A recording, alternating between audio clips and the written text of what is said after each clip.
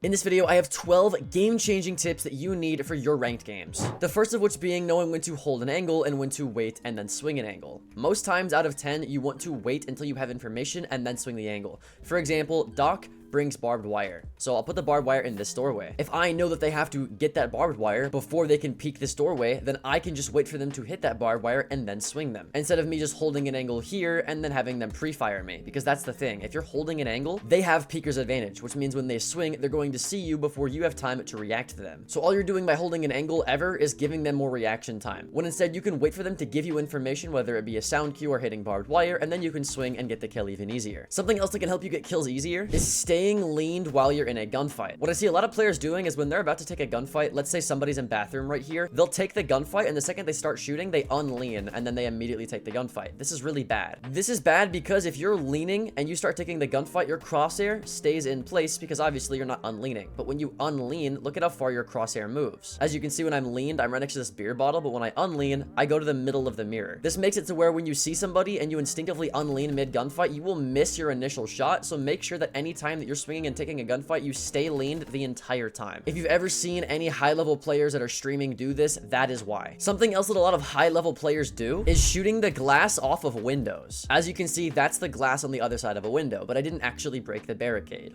Why do you want to do this? Well, in the prep phase, if you go around to every window near sight and you put 5 bullets not in the same place, you're able to break the glass without breaking the barricade. This takes away a layer of the window, making it easier for you to hear gunfire, crouching, sprinting, rappelling, or anything that makes noise on the other side of that barricade. So the sound difference between somebody rappelling on this window with no glass is a lot different than the sound of somebody rappelling on this window which has glass. So make sure in the prep phase, whenever you're a defender, just go around and put 5 bullets into a barricade to break the glass whenever you get the chance. But make sure that when you do that, you don't accidentally break the barricade with your gunfire. This brings me into my 4th tip. Something that is very important in Siege is audio, which is why in today's video, I've chosen to partner with Raycon. Raycon is an earbud company, and as somebody who goes to the gym a lot, I need to have quality earbuds when I'm working out or just in my day-to-day life. Something that these earbuds offer a lot of is great quality bass sound. A lot of earbuds don't have great quality bass, but even for such great quality bass, you also have very small earbuds and small speakers. These things are tiny, so they're not going to be falling out of your ear.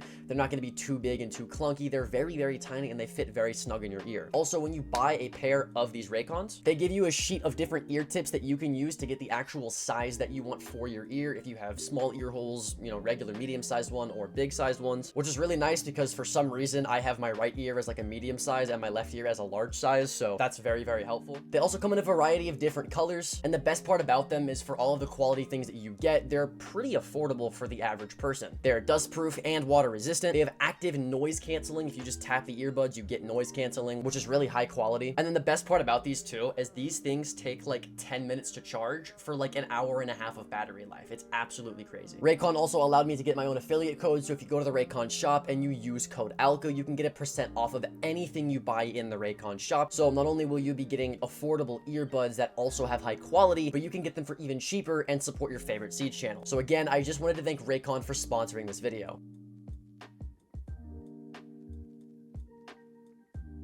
When you're attacking, you never want to break barricades open too early. Let's say that I'm pushing hookah on coastline. The biggest mistake I see players making is the second they run up these staircases, they'll just start mowing down these barricades. The reason that this is bad is because if you have any teammates trying to come up the staircase with you, now they're exposed to this doorway and that window if you've just opened it. So anytime that you think about opening any sort of barricades or walls onto the site, you want to make sure that your teammates are in safe positions before you do that. I've died way too many times trying to go up this staircase after my team's broken the barricade to a guy sitting base because I didn't know this idiot broke the barricade. I've had the same exact thing happen to me when I'm playing Glass and I want to sit inside of ruins. When I walk up these ruined stairs, I want these 2 barricades to be closed so that I can get in position without worrying about being shot from this door or from this window. That way I can come over here, shoot this pot, run on top of the umbrella, and shoot them open myself whenever I see necessary. So it's really not that hard. Just take a look at where your teammates are so they can do what they want to do, and that way your teammates can get angles just like this without dying.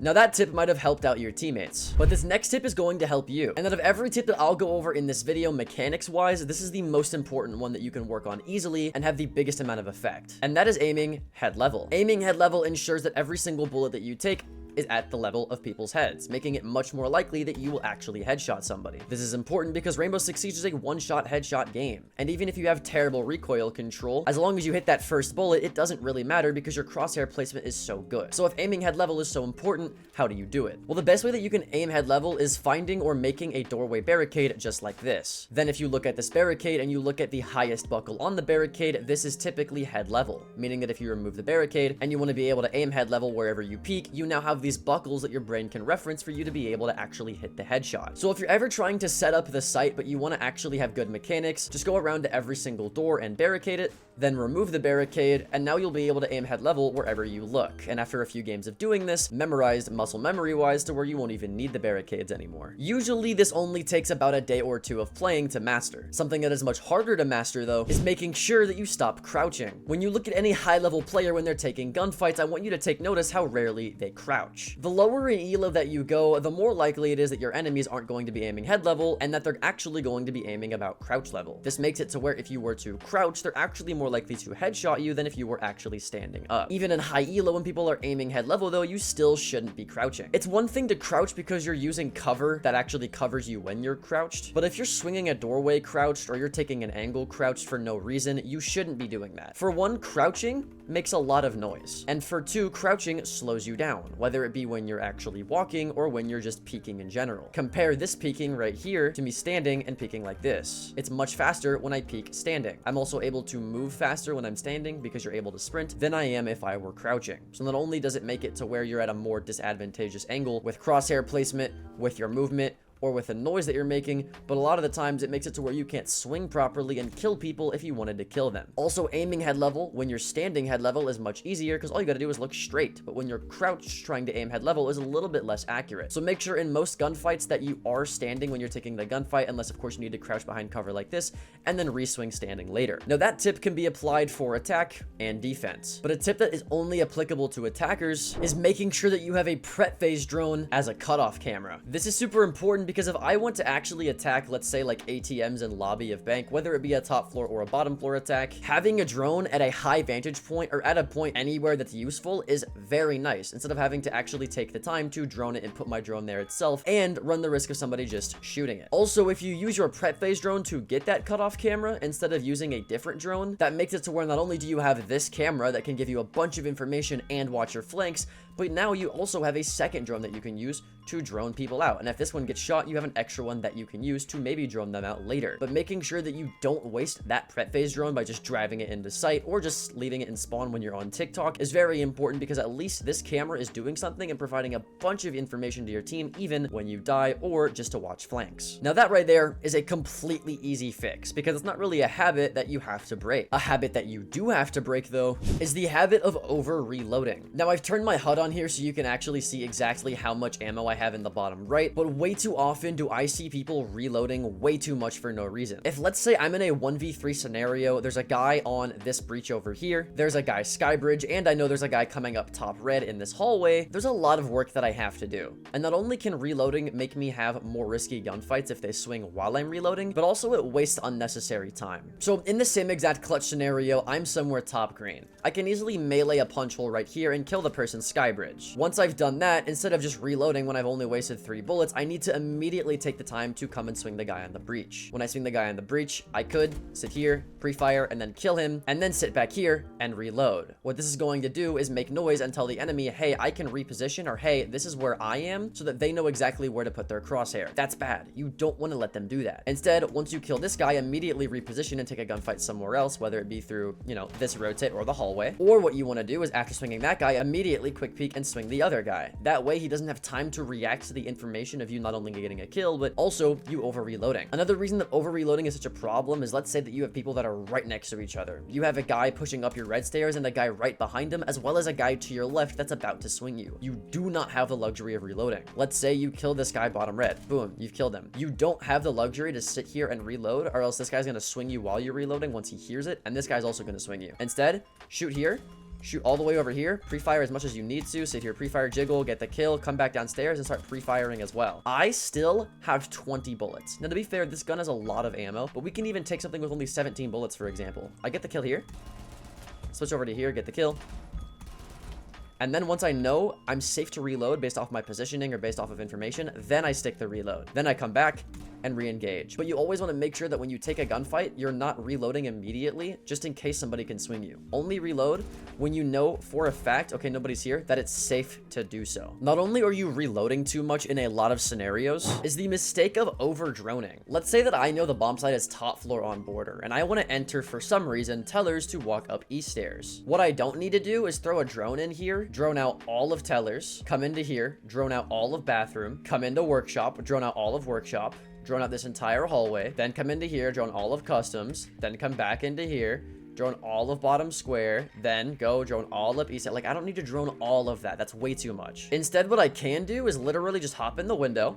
Okay, tellers looks about clear. Let me check my corners. Yep. Okay, tellers clear. I'm gonna drone boost to save time. Come into bathroom. Okay, bathroom looks mostly clear. We're good. This hallway looks good. Square looks good. Okay, I'm gonna hop in. Right, I didn't need to drone all of workshop. I didn't need to drone all of customs. I didn't need to drone every single nook and cranny. I didn't even need to drone passport or the top balcony or east stairs. Why? The reason you do not want to drone too much is, let's say that there was somebody that you didn't drone, that you may have missed, right? Somebody who's like prone behind this table, or somebody who was in customs or workshop when you didn't drone it. If you spend 30 seconds to an entire minute droning, by the time that you get off that drone, the information that you gathered is inaccurate. So if you came in, you drone tellers, you drone bathroom, and now you're coming into square and you're droning square, somebody had time to sneak past your drone and sit all the way in bathroom, so that by the time that you're done with your minute droning session, you come into the bathroom and he just swings and kills you. And then you're like, oh, but I droned that room. Yeah, but you took way too long droning out the entire rest of the map, so now somebody had time to rotate into this room. So really, a golden rule of thumb, only drone 2 rooms in advance. That's all you really need to do. This example is a little bit weirdly not following that rule because you have to drone to your right. But even so, you could have just droned from this drone hole, drone bathroom, drone customs, put a drone in the hallway. Okay, no one's here. Let me hop in. And then once you've taken that space, then you get back on your drone and then you can drone further. Just make sure that you're not droning everything at once. It's okay to drone everything, just do it in separate little increments. That way you can check corners to make sure nobody roamed in the room that you previously droned. Speaking of tips that have to do with information utility, let's talk about the 10th tip on this list, which has to do with default cameras as a defender. My biggest tip with default cameras, or any cameras as a defender in general, is that there is no reason to be red pinging people like this. Instead, just Z-ping. Z-pinging makes it to where they don't know they're getting red pinged. A lot of people might say, well, if you want exact pings on somebody, you should red ping, maybe for an echo or a below nitro. You could get an exact ping with a yellow ping. Maybe for like controller players, it makes sense because it's hard for you to actually get like very accurate movement like a PC player, so red pinging is just literally easier. But if you have semi-decent aim, even that doesn't matter. Just start yellow pinging people. Some people might say that it applies pressure to people when they know they're being red pinged, so they play differently, but a good player is just going to use that to play more aggressive, which will in turn make you lose the round, or at least make it to where they shoot your default camera. So stop red pinging. There's really no excuse to use it other than like when you're playing demos or very specific niche places on defense, but for the most part, just do not red ping on defense, or attack for that matter. Not only should you stop red pinging on cameras, but you also need to be making sure that you're getting on them at the start of the round. When you start the round on defense, everybody spawns outside, which means that if you can get on the outside default cameras like these 3 here, you can easily see where they're spawning from. If I know that everybody is spawning from bumper car side and I'm playing downstairs, I know that they're probably going to do a maintenance push. Vice versa, if they spawn, the same exact thing can be said for if they spawn over at the main entrance. If I know all of them are spawning here and I'm playing throne, I know they're going to do a barrels take. Based off of that, I can set up my defense differently, I can position differently, and I can tell my roamers, hey, they're pushing here, make sure you roam here so that they are actually more useful. Not only can that help you in your ranked games, but making sure that you're prepping windows correctly in your ranked games is crucial too. So many people go around and just knife the bottom portion of a window like this twice so that they can run out and get a kill. While this does make sense, it also makes a lot of noise. If you want to be able to prep a window and make it make less noise so you don't immediately get shat on when you run out, here's how you do it. All you have to do is quietly shoot open the bottom part of a barricade. Just like that. Once you've